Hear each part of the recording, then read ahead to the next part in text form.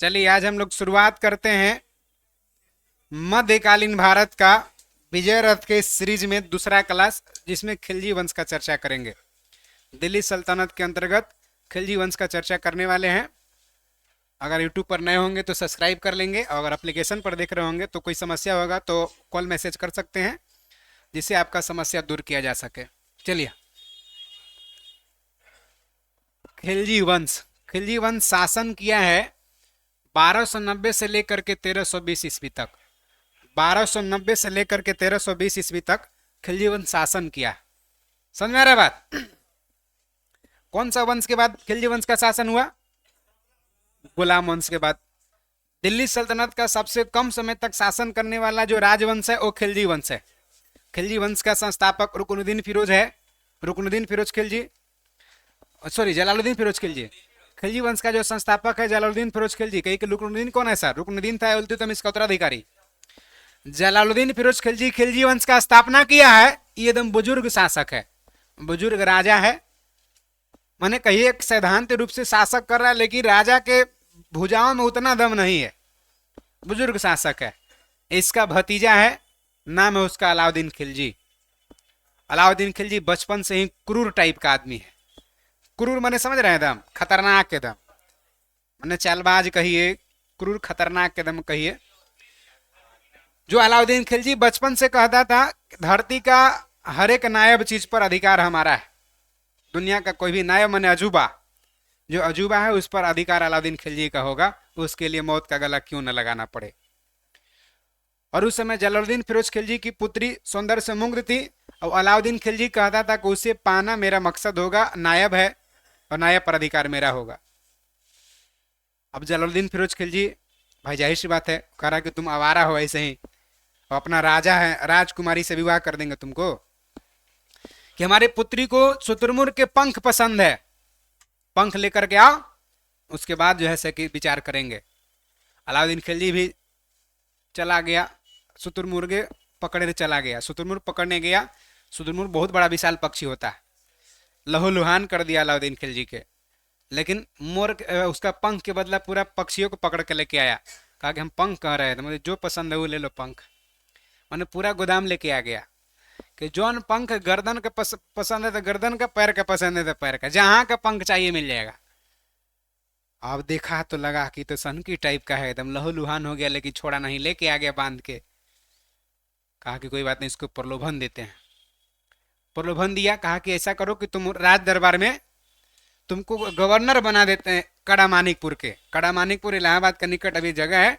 Governor Rajpal रहेगा, राजस्व वसूलो, कुछ इनकम होगा भाई, तब ना पारिवारिक संबंध बनेगा, पैसा वैसा कमाएगा। तो कहा कि ठीक है, चला गया बड़ बुजुर्ग के मान करके। अब बंगाल अभियान करने गया जलालुद्दीन खिलजी। बंगाल अभियान करके जीत करके आया।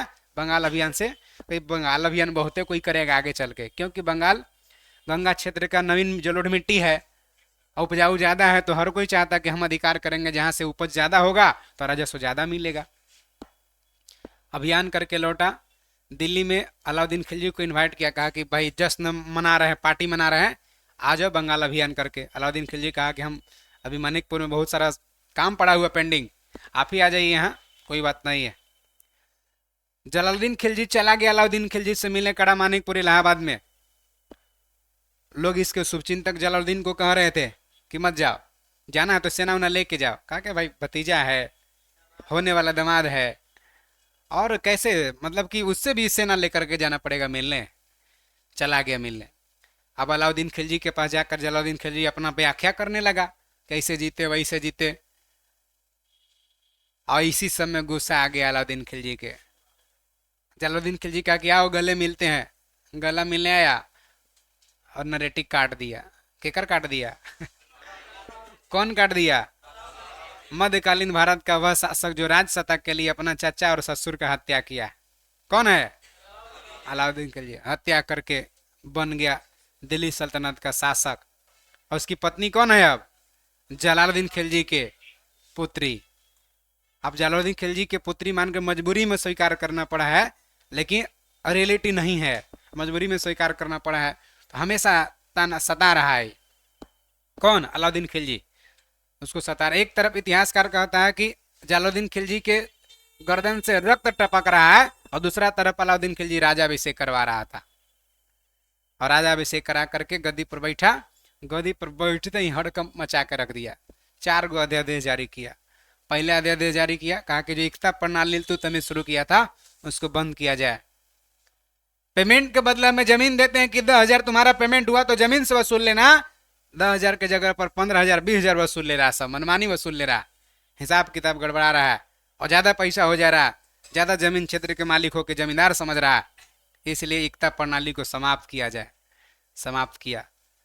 दूसरा काम किया कि अमीर लोगों को मेल मिलाप पर प्रतिबंध लगा दिया, सामूहिक कार्यक्रम पर प्रतिबंध लगा दिया। कहा कि कहीं नहीं सामूहिक कार्यक्रम होगा। ज्यादा सामूहिक कार्यक्रम बड़े बड़े लोग करेंगे, मीटिंग करेंगे, राजा के खिलाफ होंगे, भड़काएंगे, युद्ध होगा। इसलिए सार्वजनिक कार्यक्रम पर प्रतिबंध लगा दिया। तीसरा काम किया, अस्थायी सेना का नींव रखा। पहले के शासक जो सेना रखते थे, युद्ध के लिए सेना का गठन किया, युद्ध समाप्त हुआ, सेना समाप्त हो गया। मैक्सिमम सेना ऐसा होते थे। बाकी दरबार का रक्षा, साम्राज्य का रक्षा के लिए तो था, लेकिन ज्यादातर गठन होता था युद्ध के समय। अलाउद्दीन खिलजी कहा कि परमानेंट, एक बार गठन, परमानेंट सेना, युद्ध के बाद आपको हटाएंगे नहीं। पूरा बहाली निकाल के बहुते भर्ती कराया, विशाल सेना संगठन कर दिया। अब सेना संगठन कर दिया तो पैसा चाहिए ना उसको देने के लिए, पेमेंट। कहा कि जो क्षेत्र हमारा राज है 50% टैक्स वसूला जाए। जितना उपज करिएगा उसका आधे दे दीजिए, आधा दे दीजिए राजा को, आधा आप रखिए। तो टैक्स जब 50% वसूलेगा तो खजाना में कमी रहेगा, उसी पैसा को देगा सेना को पेमेंट, तुम लो सब लो, अब वसूलो सब जा करके 50%। कहा कि उससे भी कोई नहीं तो तुम लोग सेना हो आरती उतारने के लिए नहीं, अभियान करने के लिए गठन किए हैं। दक्षिण भारत अभियान करो, जाओ दक्षिण भारत अभियान करने। मलिक काफूर को सेना का नियंत्रण दे करके भेज दिया। मलिक काफूर 1000 दिनारे के नाम से जाना जाता था, हिजरा था। जलालुद्दीन खिलजी के हाथ पैर भी दबाता था और सरो शायरी भी सुनाया करता था, मनोरंजन भी करता था। तो अलाउद्दीन खिलजी प्रसन्न रहता था उससे। देखा कि अरे कलम का भी जादूगर है, तलवार के भी जादूगर है, इसको दक्षिण भारत का प्रमुख बना के भेज दिया। कई भारत में कई दक्षिण भारत में अभियान किया और जीतते गया, साम्राज्य को मिलाते गया, एक विशाल साम्राज्य खड़ा कर दिया। कहा कि विश्व विजय करेंगे। इसके शुभचिंतक लोग कहे कि ऐसा गलतफहमी मत रहो। सिकंदर विश्व विजय करने निकला था। सिकंदर के यहाँ यूनान के था, वहाँ कुछ और व्यवस्था था, यहाँ कुछ और व्यवस्था। अगर तुम यहाँ राजा है, अगर भारत से अभियान करने अमेरिका जाएगा, अमेरिका तो जीत लेगा, लेकिन भारत आएगा तो दोबारा भारत तुम्हारा अधीन नहीं रहेगा। जिसको सेना प्रमुख बना के जाएगा वही राजा बन जाएगा। इसलिए वैसा व्यवस्था मत रखो।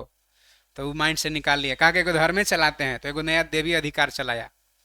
अलाउद्दीन खिलजी बेमानी, जो व्यापारी लोग थे, बेमानी रोकने के लिए कम वजन करने वाले को मांस काट लेने का आदेश दे दिया। कहा कि जो 1 kg के जगह पर अगर 800 ग्राम दे रहा है, पकड़ा गया तो 200 ग्राम मांस काट के पूरा किया जाए। कोई कम वजन करेगा? एकदम मने ईमानदारी टाइप का कर दिया। इतना ही नहीं, घोड़ा दागना, सैनिक हुलिया लिखना शुरू अलाउद्दीन खिलजी किया। पहले घोड़ा लोग रखते थे 5 गो, कहते थे कितना घोड़ा तुम्हारे पास ही, सेना पेमेंट लेना है तो कह देता था कि हमारे पास है 7 गो। जब युद्ध में जाता था तो देखता तो घोड़वा कम लग रहा है, लेकिन पहले गिनाता था, एगो यहाँ गिनाया, यह घोड़वा लाइन में जाके यहाँ गिनवा लिया, फिर यह वाला घोड़वा यहाँ गिनवा लिया, पूरा 1 लाख 1.5 लाख सेना है, पता चल रहा है कौन कहाँ घोड़ा है। अलाउद्दीन खिलजी कहा कि ठीक है, घोड़ा का प्रेजेंटिंग, टीका लगा दो। दोबारा यहाँ जाएगा तो कहाँ जी टीका ले लिया, तो हटो हटो हटो, मार्क हो गया ना। झुमका पहना दो, यहाँ झुमका पहना दीजिए, गला में कुछ कुछ पहना दीजिए, मैंने मार्क दे दीजिए। दोबारा जाएगा तो यहाँ पता चल जाएगा, यहाँ जाएगा तो पता चल जाएगा। तो एक ही बार मैंने एगो के पेमेंट लेगा, गिना गया। बच्चा में कैसे से प्रसादी लेता था, सरस्वती पूजा में एनहू से ले लिया, ई पैकेट में रख ले, एनहू से ले लिया, ई नीचे रख के ले लिया, कभी ऊपर रख के ले लिया, पूजा वाला प्रसादी बटाया वहाँ ले लिया। और जब घरे गया तो वहाँ घरे मम्मी के साड़ी पकड़ लिया, दिलवा दो, वहाँ दिलवा दिया। गांव घर के एक आध गो दोस्त प्रेम आया, मैंने जवान जो बढ़िया मानदान करे, चाचा उचा है, पकड़ लिया, उनको भी दिलवा दीजिए ना। 5-6 जगह मार ले रहा वही हो रहा है यहाँ, है ना।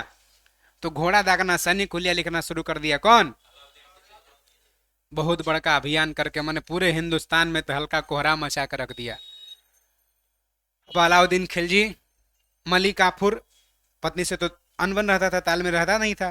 जाहिर सी बात उसके पिताजी की हत्या करके जो राजा बनेगा तालमेल रहेगा जी, तालमेल गड़बड़ रहता था। उसको कमजोर थी एक तरह से, कुछ कर नहीं सकती थी, मजबूरी था उसको रहना, लेकिन मन ही मन बदला लेने का प्रयत्न करती थी कि बदला लेंगे आज न कल। अब मलिक काफूर इसको किसी तरह से मन बहलाता था, हाथ पैर दबाते रहता था। और उसी क्रम में एक राजस्थान का क्षेत्र है चित्तौड़गढ़, वहां के राजा हैं राम है रतन सिंह, और राणा रतन सिंह की पत्नी है रानी पद्मिनी, जो सौंदर्य से मुग्ध है, उस समय का विश्व सुंदरी है। सौंदर्य से ऐसा मुग्ध कि राणा रतन सिंह के जो पुरोहित हैं वही प्रभावित हो जाते हैं सौंदर्य से। अब पुरोहित को अपमान करने के कारण पुरोहित को इस बात का ये मन मुग्ध होने के कारण पुरोहित को सम्राट से निकाल दिया राणा रतन सिंह, कि भाई रानी है और रानी को गलत दृष्टि से देखा, इस वजह से निकाल दिया दरबार से। अलाउद्दीन खिलजी अपने आप को दिल्ली समझता था कि धरती पर मेरी पत्नी से सुंदर कोई नहीं है, नायब है, यानी जलालुद्दीन खिलजी की जो पुत्री है इससे सौंदर्य कोई नहीं है, पूरा एकदम ढिंढोरा पीटते चलता था। और उसी बीच रत्न सिंह के पुरोहित आ गए अलाउद्दीन खिलजी के पास, कहे कि महाराज आप जो ये घमंड में हैं ये सत्य नहीं है, सत्य कुछ और है। रानी पद्मिनी वर्तमान में नायब है, नायब दिल्ली में नहीं, नायब चित्तौड़गढ़ में है। अलाउद्दीन खिलजी को सही में कहा कि अगर झूठ हो गया तो तुमको काट के खादी भूसा भर देंगे। कहा कि आपका तलवार मेरा सर, अगर गलत हुआ तो। कारण वहां से भगा दिया गया है, आके यहाँ मिल गया अलाउद्दीन खिलजी से। कहा कि ठीक है जाके देख लीजिए। अब रानी है, रानी से कोई जाके मिलेगा, कोई के अपॉइंटमेंट मिल जाएगा तुरंत। वार्ड सदस्य मिलिए ना पाइएगा जल्दी, तो रानी से मिलना है मुश्किल है ना जी। और राणा रत्न सिंह वहां है भाई, मेवाड़ के राजवंश के राजा है भाई। और उसके बाद जो है से कि मिलने अलाउद्दीन खिलजी जाता है, प्रस्ताव रखता है रत्न सिंह के पास कि हम खाली बस रानी पद्मिनी का व्याख्या सुने, देखना चाहते हैं। खाली कहा देखना चाहते हैं, तो राणा रत्न सिंह के दरबार में सेना प्रमुख थे गोरा बादल चाचा भतीजा, दोनों तलवार निकालिए, टाइट हो गए। कहा खाली आदेश हजूर, खाली आदेश दीजिए। देखे के बात कर रहा है। गोरा बादल चाचा भतीजा तलवार निकाल कर तैयार हो गए, खाली आदेश दीजिए, सर धड़ से अलग कर देंगे। कि देखने का कैसे कह दिया, ये कहाँ मुसलमान शासक है दिल्ली का, हम राजपूताना राजवंश से हैं, देख कैसे लेगा। अब राणा रत्न सिंह शांत कराए दोनों गोरा बादल को, कहा कि भाई राजा हम हैं, इंतजार करो। और राजा कहे कि ठीक है अलाउद्दीन खिलजी अगर देखना चाहता है तो सामने नहीं शीशा में दिखाएंगे, शीशा में तुम देख सकता है। ऐसे इन्हें पर्दा लगा देंगे, वहां शीशा रहेगा, इन्हें खड़ा रहेंगे और शीशा में नजर आ जाएंगे। अलाउद्दीन खिलजी कहा कि कोई बात नहीं, देखने का मतलब देखना शीशा में ही सही है। गोरा बादल नाराज हो गया कि ना, ये आप राजपूताना आन बान के शान से खिलवाड़ कर रहे हैं, इसलिए साम्राज्य छोड़ दिया, डांट छाट फटकार दिया। रत्न सिंह दोनों गोरा बादल चाचा भतीजा के बोल दिया, छोड़कर जंगल की ओर चल गया कि जब जहाँ वैल्यू अस्तित्व नहीं है, मान मर्यादा नहीं है, वहां ऐसा भी हम नहीं रहेंगे। निकल के दोनों चला गया। ऐनक में दिखाया, जैसी शीशा में दिखाया अलाउद्दीन खिलजी मनमुग्ध हो गया। कहा कि तो सही में यही नायब अजूबा है और हर एक नायब चीज पर अधिकार हमारा है। रत्न सिंह को किडनैप कर लिया, बंदी उठा करके ले आ गया, गर्दन पर तलवार सटा के ले आ गया दिल्ली। यहाँ से फरमान लिख के भेजा, रानी पद्मिनी की विदाई और रत्न सिंह की रिहाई एक साथ होगा। चाहे तो वहां से विदाई करो रानी पद्मिनी के, यहाँ रत्न सिंह को ले जाओ, दोनों का विदाई रिहाई एक साथ किया जाएगा। जब फरमान गया, गोरा बादल है नहीं, सेना प्रमुख भाई नए नए बनल होगा कोई, और रतन सिंह यहाँ कब्जा में है, अब क्या होगा। अब सब कुछ भार है रानी पद्मिनी पर। अब रानी पद्मिनी के पास कोई विकल्प नहीं है, पति धर्म है कि भाई स्त्री धर्म है कि पति वहां कैद है, तो अपने आप को समर्पण करके छोड़ा दूं। अब तरह तरह के मंजिसे मन में चल रहा है। गोरा बादल को खोजने के लिए निकल पड़ी रानी पद्मिनी। गोरा बादल मिल गया अंतोगत्वा। गोरा बादल आने को तैयार नहीं हो रहा था कि भाई अपमान करके भागे हैं, वहां से अपमानित हो गए हैं, वहां कोई वैल्यू नहीं है, महत्व नहीं, तरह तरह के बात बोला। रानी पद्मिनी कहेगी कोई बात नहीं है, तुम लोग भी मत जाओ, महाराज तो है नहीं जो तुम लोग के भरा बुला कुछ कहे होंगे, वो तो है नहीं, जा रहे अपने आप को सौंप देते अलाउद्दीन खिलजी के। उसके बाद तुम लोग फिर आते रहना, मातम मनाते रहना। गोरा बादल फिर इमोशनल हो गया कि भाई जब तक सर में, जब तक धमनी में रक्त, सिराओं में रक्त रहेगा, तब तक अलाउद्दीन खिलजी को जब देखना पसंद नहीं किए तो फिर छूना कितना मुश्किल होगा। गोरा बादल दोनों तलवार लेके चले आए, यहाँ प्लानिंग किए। अलाउद्दीन खिलजी को फरमान भेजे कि एक शर्त है कि रानी पद्मिनी कोई आम नहीं है, आम आदमी नहीं है, ये महारानी है, इनके साथ हजारों 2000 नौकर चाकर दाई सब जाएंगे। अलाउद्दीन खिलजी कहा कि और अच्छा है, विदाई भी भव्य होना चाहिए, कि बढ़िया बात है। यहाँ प्लानिंग कर लिया कि जो भी जाएगा सब दास दासी नौकर चाकर नहीं, सब नौकर चाकर के भेद में सब सैनिक रहेगा, और सबके डोली खटोली रहेगा, डोली खटोली में खाली हथियार रहेगा, कि रानी पद्मिनी एक डोली में रहेंगे, बाकी सब डोली में हथियार रहेगा। तब जाकर के वहां राणा रथ सिंह के छुड़ा के लाएंगे, रानी पद्मिनी को विदाई नहीं होगा, सिर्फ रिहाई होगा। अब जैसे यहाँ आए लेकर डोली खटोली के साथ, तो हुआ कि भाई महिला है तो महिला को ढुकाने के लिए महिला ना लाएंगे जी। अलाउद्दीन खिलजी कहेगा आइए ढुक जाइए, घरे विदाई करके लिया है। वहां से हुआ है अलाउद्दीन खिलजी की पत्नी आई रानी पद्मिनी के पास, और भाई जाहिर सी बात है मन में तो कुछ और चल रहा है, भाई अलाउद्दीन खिलजी से बदला भी लेना है। रानी पद्मिनी से कही अलाउद्दीन खिलजी की पत्नी की, हमको सब कुछ पता है, आज पहले कभी हम नायब हुआ करते थे, अब तुम नायब हुआ करते हो, हमको सब पता है कि राणा रतन सिंह को कहाँ छुपाया है, किधर रखा है, सारा खुफिया जानकारी दे दी। जानकारी देने के बाद गोरा बादल पहुंचे, रतन सिंह का रिहाई करा के छुड़ा करके ले आए, और लड़ते रहे।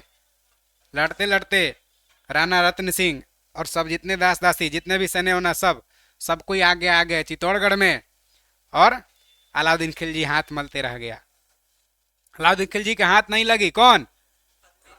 रानी पद्मिनी। अलाउद्दीन खिलजी चिल्लाते चीखते रह गया। है समझ में? नहीं समझ में आया? तो चिल्लाते चीखते रह गया अलाउद्दीन खिलजी, और रानी पद्मिनी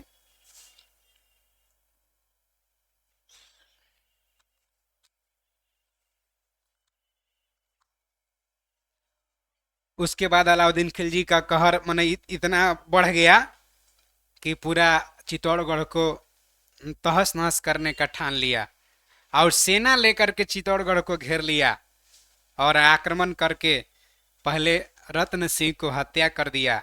उसके बाद देखी जब रानी पद्मिनी की किला को तोड़कर आने का प्रयास कर रहा है, गेट बंद कर अंदर ही आग लगा करके सारे महिलाओं के साथ सामूहिक रूप से आत्मजोहर प्रक्रिया से माने आग लगा के सब कूद गई, लेकिन अलाउद्दीन खिलजी के हाथ न लगी। अलाउद्दीन खिलजी को इतना लगा हो गया था, उसके राख से विलाप करने लगा। आइए आगे। जेएसएससी में एक बार क्वेश्चन 2016 में पूछा कि मध्यकालीन भारत का शासक दिल्ली सल्तनत के कौन था जो सती प्रथा रोकने का प्रयास किया था? कि सती रोक रहा था? अलाउद्दीन खिलजी। आइए आगे। आगे देख लिया, खिलजी वंश खत्म हो गया है ना। आइए टिक लगाइए। गुलाम वंश के शासन के बाद जलालुद्दीन फिरोज खिलजी खिलजी वंश का स्थापना किया। इसने किलोखरी को अपना राजधानी बनाया। किसको? किलोखरी को, दिल्ली के निकट ही। अब जलालुद्दीन की हत्या 1296 में उसके भतीजा और दामाद अलाउद्दीन खिलजी कर दिया। कड़ा मानिकपुर इलाहाबाद के निकट वहीं पे कर दिया। बता दिए घटना, सब बता दिया ना। आगे आ जाइए।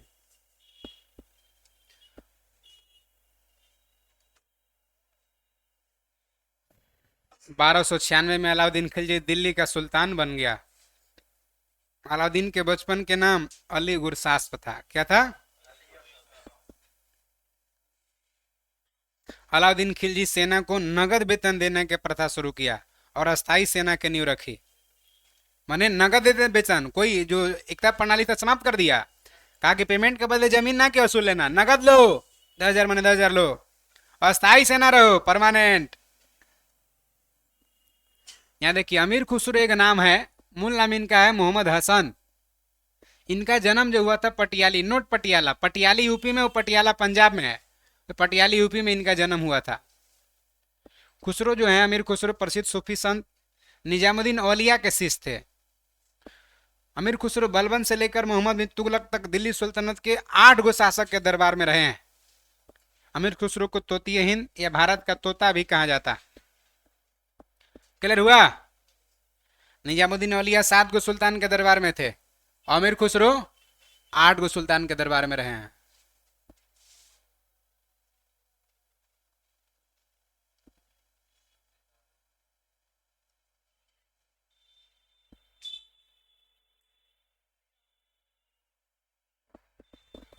आगे देखिए, भारत का तोता के नाम से जाना जाता है किसको? सितार बजावे वाले थे, तबला, सितार और तबला दोनों का आविष्कार कौन किए? इन्होंने भारतीय संगीत में कव्वाली गायन को प्रचलित किया था। आगे देखिए, इन्हें हिंदी में खड़ी बोली का जनक माना जाता है, किनको? अमीर खुसरो को। आगे देखिए, घोड़ा दागना, सन्नी का हुलिया लिखना की प्रथा कौन शुरू किया? अलाउद्दीन खिलजी। भू राजस्व की दर उपज का 1/2 मैंने 50% कर दिया, जितना उपज करिए आधा दे दीजिए राजा को, तो इनकम ही तो बढ़ गया इसका।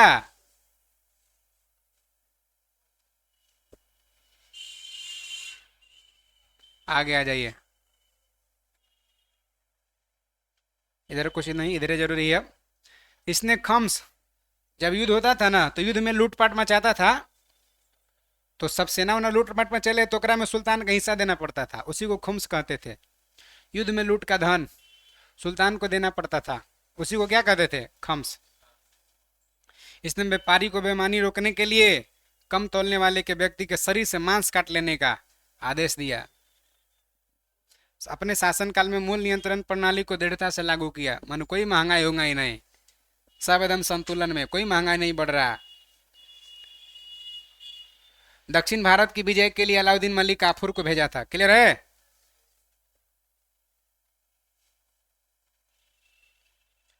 अब देखिए, अलाई दरवाजा, सीरी का किला, हजार खम्भा महल का निर्माण कौन कराया? अलाउद्दीन खिलजी। अलाई दरवाजा जो है ना, एक तरह से कहीं कुतुब मीनार जाने को गेट है एक तरह से दिल्ली में। अलाई दरवाजा को इस्लामिक वास्तुकला का रत्न माना जाता है, हर चीज इस्तेमाल किया इसमें।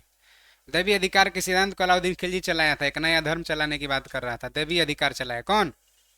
सिकंदर ए सानी कहिए चाहे द्वितीय सिकंदर कहिए, उपाधि धारण किया था कौन? ये विश्व विजय करना ठान रहा था सिकंदर की तरह। आगे आ जाइए, साना ए मंडी बाजार था जहां खाद्यान्न को बिक्री के लिए लाया जाता था, गेहूं चावल सब आता था। अलाउद्दीन खिलजी की आर्थिक नीति, क्या क्या टैक्स उसका इसे लगाया था, ज्यादा जानकारी किसे मिलता है? जियाउद्दीन बर्नी एक किताब लिखे तारीख ए फिरोजशाही, तारीख ए फिरोजशाही से अलाउद्दीन खिलजी के आर्थिक व्यवस्था नीति के बारे में जानकारी मिलता। अब देखिए, रिहला कौन लिखा? Ibn Battuta. कौन लिखा है? Ibn Battuta.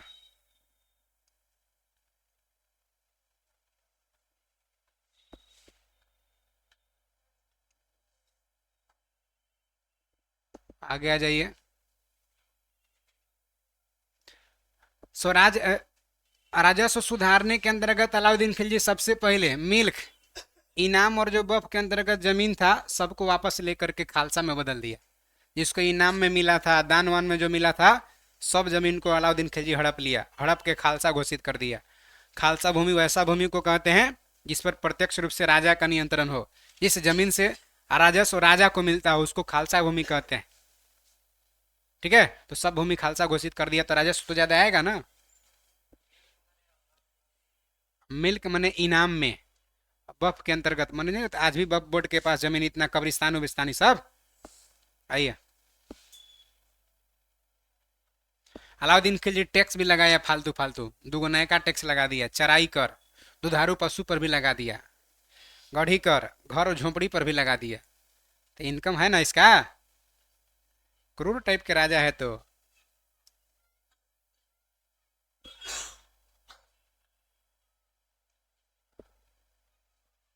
आगे आ जाइए, जो पढ़ेंगे वही टिक लगाना है। अलाउद्दीन खिलजी का मृत्यु हो गया। कोई कितना भी बड़ा क्रूर रहे चाहे कितना भी सरल शासक रहे, मृत्यु तो होना ही ना है, तो मृत्यु हो गया। कितना बड़का साम्राज्य स्थापित कर दिया, देखिए रहे थे। तब मृत्यु के बाद मुबारक खिलजी दिल्ली के सिंहासन पर बैठा अलाउद्दीन खिलजी के बाद। ये ऐसा बैठा कि इसको नग्न स्त्री पुरुष का संगत पसंद था। किसको? तो जो अलाउद्दीन खिलजी के बना बनाया साम्राज्य चौपट न कर देगा जी। इसको हमेशा जो स्टेज प्रोग्राम में बिजी रहता होगा ये। मुबारक खिलजी देखिए कभी कभी राज दरबार में स्त्री का वस्त्र पहन के घूमल चलता था। जो राजा साड़ी के वस्त्र पहन के दरबार में घूमेगा वो राजा रहेगा? वो 5+1 लगेगा। इतना ही नहीं, कभी कभी नग्न होकर दरबार के बीच दौड़बो करता था ये। यानी बना बनाया अलाउद्दीन खिलजी का साम्राज्य तहस नहस कर दिया। कौन? हाँ। माने अलाउद्दीन खिलजी को तो नायब पसंद था, ये खुद नायब बन गया ही। ओकर बाद फिर मुबारक खां खलीफा का उपाधि धारण कर लिया, हम खलीफा हैं इसे। तो अब इसका वजीर जो मंत्री हुए है इसका हत्या कर दिया। कहा कि बूढ़ा आदमी तब अपने आप को दिल्ली के सिंहासन पर बैठ गया, और बैठ के यो कोई कम ना है। खुसरो खा अपने आप को कह रहा है हम पैगंबर साहब के सेनापति हैं। राज चलेगा इसे? राज नहीं चलने दिया। मैंने बना बनाया साम्राज्य क्या कर दिया? तहस नहस कर दिया। जो अपने बिहार में एगो साम्राज्य बना के रखे थे बहुत पुराना, दोनों बेटवन उनका चौपट कर दिया। समझ ही रहे होंगे का? वही बात है, इनका भी चौपट कर दिया सब। अलाउद्दीन खिलजी के दोनों चौपट कर दिया ही। आइए देखिए, माने कोई व्यक्तिगत नहीं, ऐसा नहीं कि टिप्पणी किसी का राजनीतिक पर। माने जो हिसाब से देखिए लालू प्रसाद यादव जी का डिमांड था, एक खौफ था। लालू प्रसाद यादव जो सोसाइटी में जो देखती है, विदेशों में लोग जानते थे लालू प्रसाद यादव। हम लोग बचपन में छोटे छोटे थे, कोई के हेलीकॉप्टर जाए हल्ला करते थे लालू यादव लालू यादव। वो हेलीकॉप्टर कौन जा रहा है नहीं मतलब, खाली नजर आ गया तो लालू यादव हल्ला करने लगते थे। अगर लालू यादव के आना है ग्राउंड में, बिना खेले पीले सब सवेरे से टाइट रहता था, देखेला खाली हेलीकॉप्टर देखेला, उसको देखेला। वो क्रेज है अभी बाल बच्चा में उनका? नहीं है। तो मैंने डाउन कर दिया क्रेज उनके हिसाब से। आइए आगे, आगे देख लीजिए। अगला कौन वंश आ गया? तुगलक वंश। 1320 से 1398। 1320 और 1398, कहीं कहीं देगा 1414। ध्यान रखिए 1414 तक कोई शासक नहीं रहा था, बस खाली तुगलक वंश के शासन रहा था। अगला जो वंश आएगा सैयद वंश 1414 में स्थापित होगा। यहाँ मेन शासक अंत हो जाता है, लेकिन छिटपुट 1414 तक रहा इन लोग। सबसे ज्यादा समय तक कौन रहा? तुगलक वंश। खुसरो खां का हत्या पराजित करके गाजी मलिक के नाम से, माने गाजी मलिक व्यक्ति का नाम है या तुगलक गाजी कह सकते हैं। तो गाजी मलिक जो है गयासुद्दीन तुगलक के नाम से 1320 को सिंहासन पर बैठ गया। खुसरो खां को पराजित किया, गाजी मलिक आदमी जो है गयासुद्दीन तुगलक के नाम से गद्दी पर बैठ गया। क्लियर? अब गयासुद्दीन तुगलक अलाउद्दीन के समय के लिया गया जितना भी अमीर के भूमि था सबको क्या कर दिया? इनाम में बफ में जो जमीन लिया था सबको लौटा दिया। यानी अमीर से डर रहा है कि नहीं डर रहा है? अलाउद्दीन खिलजी खौफ पैदा कर दिया था, कोई से नहीं डर रहा था, सबको मिलने जुलने पर प्रतिबंध लगा दिया, और ये डर वापस लौटा रहा है। इसका मतलब झुकाव है इसका उन लोग के प्रति। चलिए, वापस लौटा दिया। इसने सिंचाई के लिए नहर का निर्माण कराया। संभवतः नहर का निर्माण करने वाला गयासुद्दीन पहला शासक था, मैंने दिल्ली सल्तनत का पहला शासक जो नहर का निर्माण कराया सिंचाई के लिए, गयासुद्दीन तुगलक। गयासुद्दीन तुगलक दिल्ली के समीप पहाड़ी पर तुगलकाबाद एक नया नगर भी स्थापित किया। रोमन शैली में यहाँ पर एक नगर दुर्ग माने किला का निर्माण हुआ। इस किला का नाम क्या रखा? छप्पनकोट दुर्ग, तुगलकाबाद में। कौन? गयासुद्दीन तुगलक। गयासुद्दीन तुगलक पहली बार दिल्ली सल्तनत मध्यकालीन भारत में नहर का निर्माण कराया सिंचाई के लिए, लेकिन नहर का जाल बिछवा देने वाला शासक था फिरोज शाह तुगलक।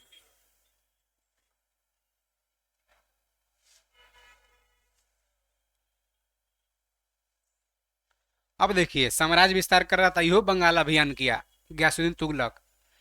गयासुद्दीन तुगलक बंगाल अभियान जब जाना था उस समय दिल्ली में एक प्रसिद्ध संत निजामुद्दीन औलिया रहते थे। निजामुद्दीन औलिया से कैसे भी बागेश्वर वाले हैं धीरेन्द्र शास्त्री, सब आशीर्वाद लेने जाते हैं, बहुत सारे लोग, बड़े बड़े लोग भी जाते हैं। निजामुद्दीन औलिया के दरबार में गए। निजामुद्दीन औलिया कहा कि लाइन में आइए। अगर का लाइन में, दिल्ली में शासक हैं, सुल्तान हैं हम, और सब लाइन में, वीआईपी गेट से मेन जगह बुलाइए, डायरेक्ट जहाँ बैठे हुआ। अब ये कह रहा निजामुद्दीन औलिया कि हमारे लिए सब कोई एक ही जैसा है, जितना भी अमीर गरीब सब हैं, सब एक ही जैसा है, कोई वीआईपी गेट ना। गयासुद्दीन तुगलक कहा कि अभी तो जा रहे हैं अभियान पर, छोड़िए आशीर्वाद ना चाहिए, अभी तो जा रहे हैं अभियान पर, लौटते हैं तब बताते, मिलते हैं।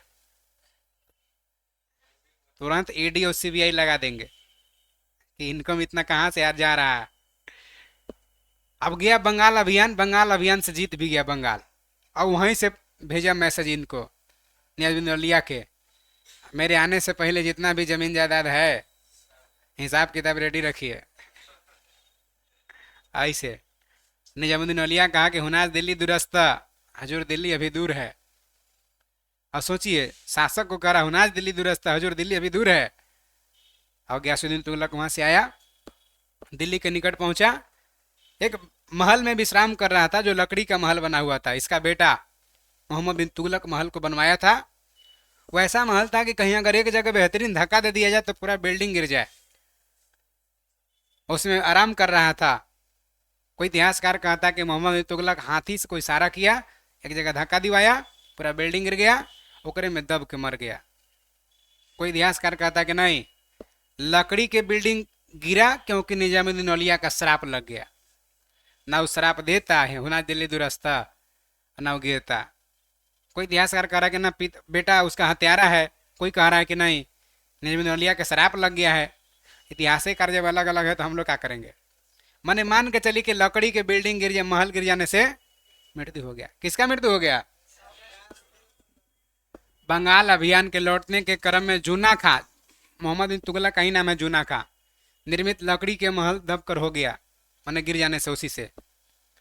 अब जाहिर सी बात है मृत्यु हो गया तो फिर शासक कौन बनेगा? ये जूना खां। गयासुद्दीन के बाद उल्लू खां या जूना खां एक ही आदमी के नाम है। मोहम्मद बिन तुगलक के नाम से दिल्ली के सिंहासन पर बैठा, MBT मोहम्मद बिन तुगलक के नाम से दिल्ली के सिंहासन पर बैठा। क्लियर? चलिए, मध्यकालीन सभी सुल्तान में मोहम्मद बिन तुगलक सर्वाधिक शिक्षित, विद्वान और योग्य व्यक्ति था। माने मध्यकालीन में इतना पढ़ा लिखा कोई व्यक्ति नहीं था। कौन? लेकिन ऐसा ना आदमी था ही खाली पढ़ा लिखा। नरेंद्र मोदी राहुल गांधी से ज्यादा पढ़ा है। सोचे कि MPhil किए हुए हैं शायद राहुल गांधी, और मोदी जी शायद इंट्रो के सर्टिफिकेट नहीं दिखा पा रहे हैं। कागज सर्टिफिकेट मांग, प्रश्न उठा देता है, क्या पता वास्तविक नहीं पता, लेकिन प्रश्न उठा देते हैं लोग। क्या कन्हैया कुमार से ज्यादा पढ़ा है? लेकिन मोदी लगातार तीसरी बार प्रधानमंत्री हैं। उन लोग आज भी घूमल चल रहे हैं लोग। इसका मतलब है नेता का गुण इसमें, राजा का गुण इसमें नहीं होगा, पढ़ा लिखा होगा। व्यवहारिक राजनेता नहीं होने के कारण ये अच्छा राजाओं में नहीं लिया गिना जाता है। मोदी जी जब बोलेंगे तो लगे एकदम इमोशनल कि इनका बेचारा के कोई नहीं है, बाल बच्चा माई बाप कोई ना है, एकदम इमोशनल आदमी हो जाएगा, एकदम सम्मोहन छा जाएगा कि बेचारे खाली देश के लिए करते हैं। एकदम बेचारा वाला भावना आ जाएगा, सम्मोहन छा जाएगा जब बोलेंगे ऐसा कभी कभी बात तो। और कभी कभी जब बोलने लगेंगे टाइट होके तो लगेगा पाकिस्तान साफे हो जाएगा, लगता है। जब स्ट्राइक स्ट्राइक की बात करने लगेंगे तो लगेगा अबरी तो ना मानेगा, अबरी लग रहा कि साफे करके मानेगा। तो हर वैरायटी के बोल ले रहे हैं वो। तो वही बात यहाँ हो रहा है। देखिए यहाँ व्यवहारिक राजनेता ना है, वो वैरायटी वाला नहीं है। मोहम्मद बिन तुगलक अपना सनक भरी योजना के कारण, माने गुस्सैला टाइप के सनका था, कोई योजना बना देता था जो बिना मतलब के, और क्रूर कृति, पब्लिक के सुख दुख के तो कोई मतलब नहीं, सुख दुख के प्रति उपेक्षा, माने कोई मतलब भेदभाव रखने के कारण इसको स्वप्नशील बादशाह कहते थे। पगला बादशाह कहते थे, रक्त पिपासु रक्त चूसने वाला बादशाह कहते थे। किसको? मोहम्मद बिन तुगलक को। आप देखिए, ये इसका मतलब दिखा दिखा के पैसा ले लिया होगा सब। व्यवहारिक राजनेता नहीं होने के कारण असफल शासक रहा मोहम्मद बिन तुगलक। शासक बना तो देखिए 4 गो काम किया, 4 गो काम किया। पहला काम किया, दोआब क्षेत्र में 50% टैक्स कर दिया, बढ़ा दिया। जहां गंगा यमुना मैंने 2 नदियों के संगम के क्षेत्र से जो पानी गुजरता है, वहां जलोढ़ मिट्टी अच्छा उपजाऊ होता है। तो पढ़ा लिखा आदमी है कि भाई जलोढ़ में उपजाऊ अच्छा होता है, इधर 50% एक्स्ट्रा लगेगा, बढ़ा दिया। पढ़ल था, एक्सपेरिमेंट कर दिया। एक्सपेरिमेंट तो कर दिया, लेकिन उस साल अकाल पड़ गया। एक्सपेरिमेंट कर ले है, अब लगा दिया टैक्स। अब सेना चला गया वसूलने। पब्लिक के सुख दुख से कोई मतलब है नहीं, सेना चला गया वसूलने। लोग कह रहा कि नहीं देंगे, पहले जितना देने देते थे उतना हो देने में समर्थ नहीं है, असमर्थ है देने में। कहा क्यों नहीं दे रहा टैक्स भाई? जबरदस्ती टैक्स वसूलो। मार धाड़ करके सब किसाने विद्रोह कर दिया। बाद में पता चला कि क्यों नहीं आखिर टैक्स दे रहा है सब, उपज तो ठीक हुआ होगा। कहा कि महाराज अकाल पड़ गया इन साल, इसलिए टैक्स नहीं दे रहा। तो पहले ना कहना चाहिए था, पहले से पूछ ले था। इसका योजना असफल हो गया। दूसरा काम किया, राजधानी परिवर्तन। दिल्ली से देवगिरी राजधानी ले गया। दिल्ली से देवगिरी, इतिहासकार कहता है कि दिल्ली में चूहा और बिल्ली तक नहीं बचा था, सब देवगिरी चला गया था। मई जून के महीना में जाने में कोई रास्ता में सराय अदल धर्मशाला नहीं था, पेड़ पौधा उतना मकान उकान नहीं था। गर्मी से बहुत लोगों का मृत्यु हो गया। जब वहाँ दरबार लगा देवगिरी में, देखा कि कुछ कोई नज़र नहीं आ रहा है। पूछने लगा कि फलनवा नहीं है, कहाँ गए जी? नहीं है, नहीं है। कहा कि वहाँ से आने में बहुत लोग का मृत्यु हो गया। तो बोला कि गर्मी की वजह से। तो बोला पहले ना बताना चाहिए था, हम लौट चलें। दोबारा देवगिरी से कहा कि दिल्ली ले आइए। जो जाने में बच गया था, आने में टपक गया। इसका भी योजना असफल हो गया। जैसे एक बच्चा को उसके मम्मी कही कि बाबू लो 50 रुपया लो, तेल लेके आओ। कहा कि ठीक है दे दो, कटोरी दे दिए। कटोरी मम्मी उसका दे दिए बचवा के। जब कटोरी दे दिए, और कटोरी कैसा कटोरी? गोड़ी वाला गोड़ी है, एक पूरी कटोरी है। तेल लेवे चल गया, 50 रुपया के तेल पूरा भर दिए दुकानदार। कहा कि 50 रुपया कितने? कहा कि आप कहाँ ले, कपार पर लेगा? बोला कि इधर भी है। पलट दिया, इधर तेल ले लिया। इधर लेके आया घरे, मम्मी कहीं गधा है एकदम, 50 रुपया दिए तुमको, इधर तेल लेके आ रहा है इतना ही। बोला कि मम्मी इधर भी है। ये दोनों इसका खत्म हो गया कहानी। गया तब वो आया जब खत्म। तीसरा काम किया, सांकेतिक मुद्रा का प्रचलन किया। टोकन करेंसी जारी करने वाला पहला शासक है दिल्ली सल्तनत का मोहम्मद तुगलक। कहा कि चांदी और तांबा दोनों का मूल्य इक्वल। तांबा का सिक्का जारी किया, कहा कि चांदी वाला जमा करिए और तांबा वाला ले जाइए, तांबा का सिक्का चलेगा, दोनों बराबर है। देखा सब साहूकार लोग की मुहर एकदम आसान है, सब घरे घरे बना लिया, सब कोई तांबा का सिक्का जारी कर दिया। कहा कि राजा घर काहे ले जाइएगा, यहीं जमा कर दीजिए। चांदी सब साहूकार के घरे चला गया, तांबा खजाना खाली हो गया। बाद में फिर पता चला तो बंद किया, तो असफल ही हो गया इसका। चौथा काम किया, खुरासान कराची अभियान। मध्य एशिया का क्षेत्र है, रात में सपना आया। खुरासान कराची के शासक बन गए हैं, बहुत बड़ा राजा बन गए। रात में सपना आया, दिन में बैठक बुला दिया सेना को, इसलिए स्वप्नशील बादशाह कहते थे। जो सपनाता था दिन में अमल कर देता था। बुलाया, कहा कि तुम लोग 1 साल का पेमेंट एक्स्ट्रा ले लो, 25 का पेमेंट 24 में ले लो, और खुरासान कराची अभियान के लिए तैयार हो, हम अभियान करेंगे। सेना को पास जिसके पास पैसा दे दीजिएगा। अगर 5 करोड़ है, खर्चा होने में टाइम लगेगा। नहीं है तो कोई बात नहीं है, नहीं है तो 5,000 से काम चल जाएगा, नहीं है 500 से काम चल जाएगा। लेकिन रहने के बाद धरती पर कदम रुकेगा। सब सैनिक को मिला पेमेंट, पूरा एकदम धूम मचा के खा पी के अजवार कर दिया एकदम। 25 में अभियान करे के बारी है, सब टाइट एकदम कि अभियान करने के तना तनी में कि अभियान करना है, बॉडी वॉडी बना लिया। तब तक ले राजा समझौता कर लिया वहाँ के शासक से। मोहम्मद तुगलक जाके समझौता कर लिया। समझौता कर लिया तो कह रहा है कि भाई अगला साल के लिए 26 के लिए पेमेंट दीजिए, पैसा तो खत्म हो गया सब। ये कहा कि ना सेने हम गठन नहीं, वो सेने को हटा देंगे, दूसरा बहाली करेंगे। अगर दूसरा बहाली, ये सब संघर्ष करने लगा, विद्रोह कर दिया। कहा कि ठीक है कराची अभियान जाओ, तराई क्षेत्र में अभियान पर भेज दिया बिना कोई के नेतृत्व में। सब अपने ही में सैनिक नेतृत्व के लिए झगड़ा करके आपस में मर गए। इसका ही हो कहानी खत्म हो गया है, समझ में। इसीलिए पगला है, रक्त पिपासु है, सब कौन है? मोहम्मद तुगलक। आगे आ जाइए।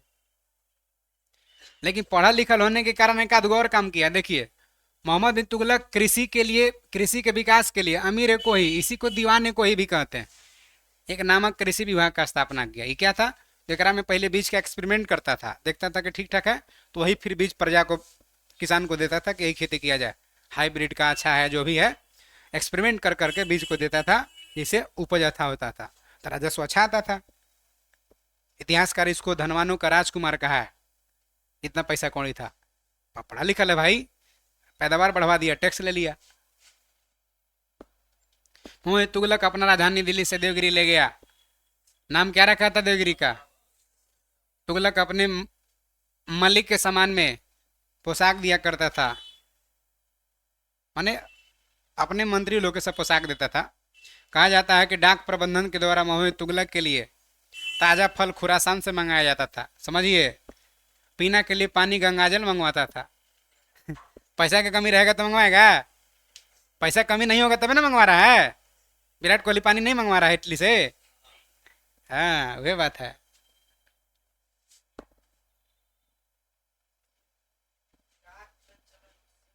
हाँ, सांकेतिक मुद्रा के अंतर्गत मोहम्मद बिन तुगलक कांसा का सिक्का जारी किया था। कौन इतिहासकार कहता है? फरिश्ता कहता है। इतिहासकार बर्नी कहता है कि ना तांबा का सिक्का चलाया था। कोई बात नहीं, तांबा रहे तो तांबे करिए, बर्नी में है। जिनका मूल चांदी के जो टंका होता था उसके बराबर था, माने तांबा का जो सिक्का चलाया चांदी के टंका के बराबर वैल्यू था, दोनों का मूल बराबर कर दिया। एडवर्ड थॉमस इतिहासकार ये कह रहा है मोहम्मद तुगलक को प्रिंस ऑफ मनियर्स, धनवानों का राजकुमार। सांकेतिक मुद्रा का प्रयोग सबसे पहले चीन से देख करके सीखा था, और ईरान से, चीन ईरान से देख करके चलाया था। अफ्रीका महाद्वीप का देश है मोरक्को, वहां से एक यात्री आया था इबन बतूता। कब? 1333 में। सुल्तान मन मोहम्मद बिन तुगलक इसको दिल्ली के काजी या न्यायाधीश नियुक्त कर दिया। 1342 में सुल्तान इसे अपना राजदूत के रूप में चीन भेजा था। इबन बतूता की पुस्तक है रहला, मोहम्मद बिन तुगलक के समय की घटना का वर्णन मिलता है, मैंने रहला में मोहम्मद बिन तुगलक के बारे में जानकारी मिलता है। आगे आ जाइए।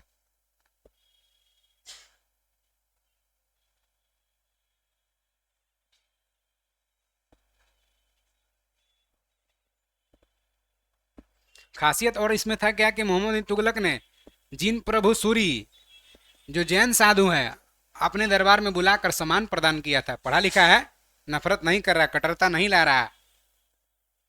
मोहम्मद बिन तुगलक का मृत्यु हो गया 1351 में। सिंध जाते समय थट्टा नामक स्थान पर इसका गोडाल में मृत्यु हो गया। थट्टा के निकट गोडाल में मृत्यु हो गया। क्लियर है? मोहम्मद बिन तुगलक के शासनकाल में ही दक्षिण भारत में हरिहर और बुक्का दो भाई हैं, जो 1336 में स्वतंत्र राज विजयनगर साम्राज्य का स्थापना कर दिया था कि तुम उधर करते रहो नौटंकी। महाराष्ट्र में अलाउद्दीन बहमन हसन शाह, इसी को हसन गंगू कहते हैं, 1347 में स्वतंत्र बहमानी राज का स्थापना किया था। अलग होने लगा लोग। अब मोहम्मद बिन तुगलक के जब मृत्यु हो गया तो इतिहासकार बदायूं की लिखता है कि अंततः लोगों को उससे मुक्ति मिल गया, और उसे लोगों से भी मुक्ति मिल गया ना। देखा दो बदमाश उदमाश मराता तो कहता कि अब जाके एरिया शांत हुआ है। न तो बड़ा रहता था तो एकदम परेशान करके रख ले रहता था। आगे आ जाइए। वह सल्तनत काल का पहला शासक था जो अजमेर में मोइनुद्दीन चिश्ती के दरगाह पर जाता था, कि ना गया था, दरगाह में गया, मकबरे में गया था। मोहम्मद बिन तुगलक ने, जो पढ़ेंगे वही, निजामुद्दीन औलिया संतों की कब्र पर मकबरा बनवाया। निजामुद्दीन औलिया का मकबरा दिल्ली में है। निजामुद्दीन औलिया अपना चिश्ती के प्रचार प्रसार के लिए दिल्ली को केंद्र बनाए थे, वही मकबरा बनवाया निजामुद्दीन औलिया के। कौन? मोहम्मद तुगलक हैं। मोइनुद्दीन चिश्ती का अजमेर में दरगाह है, वही अजमेर में केंद्र बनाए थे मोइनुद्दीन चिश्ती। तब फिर अगला शासक कौन बना? फिरोज शाह तुगलक। एक बार थट्टा में अपना राजाभिषेक कराया और पुनः फिर फिरोज शाह तुगलक दिल्ली में राजाभिषेक कराया। यानी दिल्ली दो बार राजाभिषेक कराने वाला पहला दिल्ली सल्तनत का शासक। राजस्व व्यवस्था के अंतर्गत फिरोज शाह तुगलक के शासनकाल में 24 गो जो कष्टदायक था उसको समाप्त करके 4 गो में रहने दिया। खराज लगान लेता था, खुम्स युद्ध में लूटा धन पर जजिया और जकात को वसूलने का आदेश दिया। क्लियर? फिरोज तुगलक ब्राह्मण पर जजिया लागू करने वाला पहला मुसलमान शासक था। बता रहे हैं, भारत में जब मोहम्मद बिन कासिम आक्रमण किया था ना, उस समय जजिया कर लगाया था मोहम्मद बिन कासिम में। क्या था? तो सुरक्षात्मक कर था कि हम आपको बाहरी आक्रमण से बचाएंगे, उसके बदले में एक टैक्स देना होगा जिसका नाम होगा जजिया। आगे चल करके जजिया दिल्ली सल्तनत में भी प्रभावी हो गया। दिल्ली सल्तनत में पूरा वसूलने का साधन था। लेकिन जब मोहम्मद बिन कासिम जजिया लगाया था तो वृद्ध बच्चा, विधवा, विकलांग महिला, असहाय से नहीं वसूलता था, ब्राह्मण से नहीं वसूलता था। फिरोज शाह तुगलक पहला शासक हुआ जो ब्राह्मण को भी जजिया करके दायरे में लाया। असल में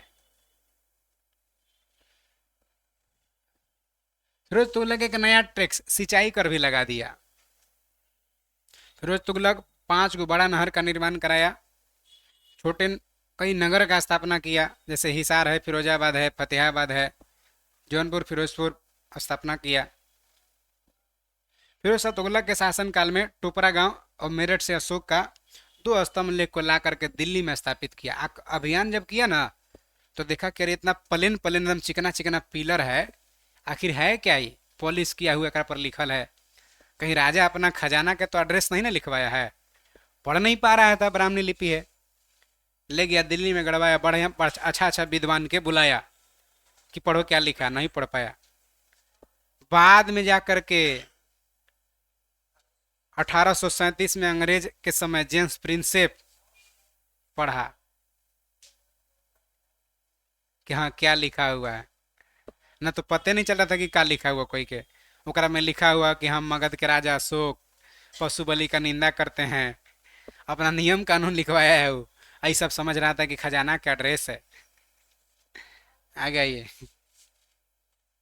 जो भी पढ़ने दरबार में जाता था एकदम जाके एकदम पूरा एकदम एकदम से जाता था कि पढ़ जाएंगे, इतना पढ़ा लिखल है। जाके देखता था तो और छोर कुछ ना पता चलता था, वापस चल आता था मुंह लटके ले एकदम। ठीक उसी प्रकार से एक राजा था, उस साम्राज्य में हल्ला करवा दिया, हमको कोई एक ऐसा कहानी सुनाए, ऐसा घटना बताए जो हम नहीं सुने होंगे, तो उसको अपना हम आधा राजपाट दे देंगे, वो अपना पुत्री से विवाह करा देंगे। और सबको उसके दरबार में जा करके एक से एक कहानी कहता था। जैसे ही शुरू करता था राजा आगे की कहानी बता देता, कहता ये तो सुनबे की है, आ रहा है जा रहा है, आ रहा है जा रहा है, कोई कहानी वैसा नहीं कह पा रहा है। एगो चरवाहा था, भैंस को चराने के काम कर रहा था, देख रहा कि क्या भाई जी आप लोग इधर से जा रहे हैं बड़ा स्पीड में, एकदम पूरा रंगा रंग मूड बने ले, मतलब सब थोड़ा लटकेले आ रहे हैं जी, बात क्या है कुछ तो बताइए। वो कहा कि सब तुम्हारे बस के बात नहीं है। एक तो अंदर से निकल है सब गुस्सा के, ऊपर से बताने जाए ये सब तुम्हारे बस के बात नहीं है। एक पूरा देखा कि जो भी जा रहा है इसी करे, कोई ओके देखा है, उसे लास्ट में रोक दिया, कहा कि बताइए क्या बात है। कहा कि बात ऐसा है ना कि राजा कहे कि जो हमको नहीं हम पता है वो घटना वो कहानी कोई बताए तो हम उसको आधा राजपाट और पुत्री से विवाह कर देंगे, और नहीं तो फिर वो वापस जाना पड़ेगा, कुछ उसको नहीं मिले, कोई ऐसा कोई उसको विद्वान घोषित करेंगे। कहा कैसन बात है? कहा कि तब हम जा रहे हैं। कहा कि वो का कहीं के तू जाएगा, ऐसा ऐसा आदमी हम लोग घूम के आ गए, और चरवाहा आदमी भेड़ गडेरी चढ़ावे वाला काम कर रहा है, तू जाएगा? कहा कि हम जाबे करेंगे। गया गमछा उमछा बन रही एकदम, गया तो कहा कि सुनाओ। वो हंसने लगा पूरा दरबार में कि चिड़िया चल रहा है पहाड़ उठावे, हंसने लगा। कहा कि आपके पिताजी हमरा से 50 लाख रुपया लिए थे, पता है? अगर राजा कह देता कि पता है तो ठीक है दीजिए 50 लाख। और नहीं पता है तो आधा राज पट दीजिए, करिए। फंस गया ना राजा। आगे देख लीजिए। तो देखिए दरबार में लाया तो जरूर, लेकिन कोई पढ़ नहीं पाया। अशोक के स्तंभ परिवहन चित्र ना, खाली उतना ही तक बस लाया बस।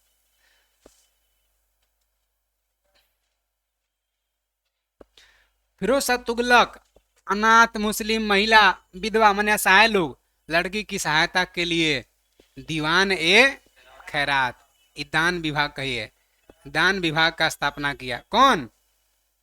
फिरोज शाह तुगलक। सल्तनत काल सुल्तान के शासन काल में सबसे अधिक दास गुलाम देख रहे हैं 1,80,000। फिरोज शाह तुगलक के समय सबसे अधिक दास हैं। दास का बड़ा शौकीन था। दास की देखभाल के लिए एगो अलग विभागे बना दिया, दीवाने बंदगान, दास विभाग का स्थापना किया। फिरोज शाह तुगलक सैन्य पदों को वंशानुगत बना दिया। अलाउद्दीन खिलजी अस्थाई किया था, वंशानुगत कौन बना दिया? पिताजी अगर सेना में है तो ओकर बेटो सेना में, वंशानुगत। चलिए, इसने अपनी आत्मकथा फतुहात फिरोजशाही का रचना किया स्वयं। इसने जियाउद्दीन बर्नी उस शम्स सिराज अफीफ को अपना संरक्षण दिया, मैंने दरबार में रखा। बर्नी और शम्स सिराज इसके दरबार में रहे।